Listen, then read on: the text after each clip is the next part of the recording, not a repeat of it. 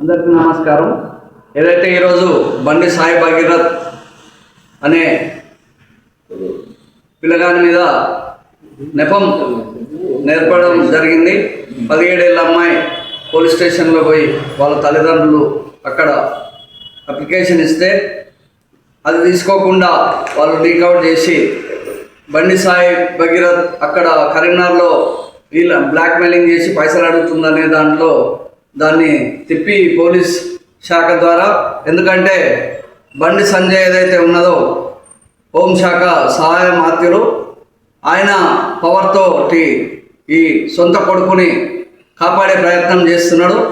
కానీ ఒక హోంశాఖ సహాయ మంత్రిగా ఉన్నటువంటి బండి సంజయ్, నువ్వు ఒకటే చెప్తా ఉన్నాం, నీకు కొడుకైనా ఎవరైనా కుటుంబ సభ్యులైనా ఖచ్చితంగా చట్టం పరిధిలో ఏదైతే తప్పులు చేస్తారో వాళ్ళందరినీ శిక్షించాల్సిందే.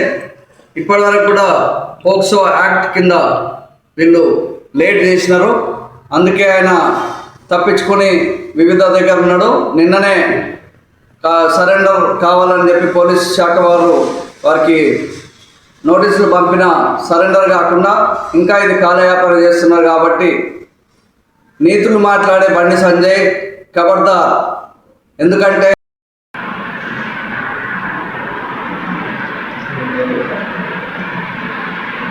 ఈ మధ్యనే బండి సంజయ్ హోంశాఖ మంత్రి, బీజేపీ నాయకుడు, అతని కుమారుడైన సాయి భగీరథ్ అతని యొక్క చర్చ అన్నది బయటకు వస్తుంది.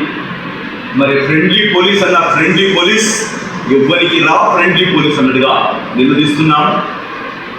ఒక అమ్మాయి నాకు అత్యాచారం జరిగింది అని వాళ్ళ అమ్మా నాన్న కలిసి పోలీస్ స్టేషన్లో కంప్లైంట్ ఇచ్చినప్పటికీ కూడా ఆ కంప్లైంట్ తీసుకోకుండా ఉల్టా ఆ అమ్మాయి పైనే పైసల గురించి వేధింపులు చేస్తుందని తప్పుడు కేసులు పెట్టడం. అదే కాకుండా ఇంతవరకు ఈ పోస్కో యాక్ట్ పెట్టినప్పటికీ అతన్ని అరెస్ట్ చేయకపోవడం ఇది సిగ్గుమాల చర్య. ఒకవైపు రాజకీయ నాయకులు అంటారు అతడు అమ్మాయి మైనర్ కాదు, ఆమె మేజర్ అని. ఒకవైపు ఏమంటారంటే వాళ్ళది ఇంట్లో సమస్య. అంటే రాజకీయ పార్టీలు ఏవైతే ఉన్నాయో అవి ఎవరికి కొమ్ము కాస్తున్నాయి, మరి పోలీసు వ్యవస్థ ఎవరికి కొమ్ము కాస్తుంది అంటే ఉన్నోనికి ఆడ కులం కనబడుతుంది, ఆడ పదవి కనబడుతుంది, మరి రాజకీయ వ్యవస్థకు గులాంగిరి చేస్తున్నాడుగా. మరి చట్టం తాని పని తాను చేసుకోపోవాలి.